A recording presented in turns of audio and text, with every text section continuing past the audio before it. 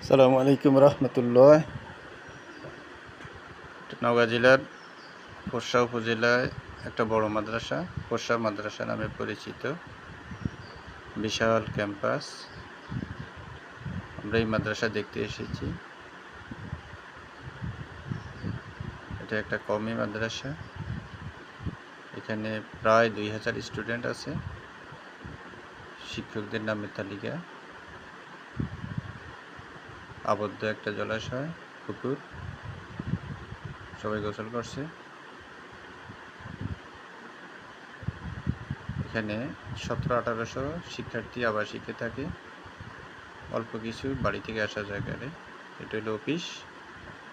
কিছুক্ষণ সময় আমরা এখানে কাটালাম। একটা সুন্দর পরিবেশ দেখে খুবই ভালো লাগলো। এটা দ্বীনি প্রতিষ্ঠান। আল্লাহ তাআলা এই প্রতিষ্ঠানকে কবুল করুন, আমিন। আসসালামু আলাইকুম রহমতুল্লাহ।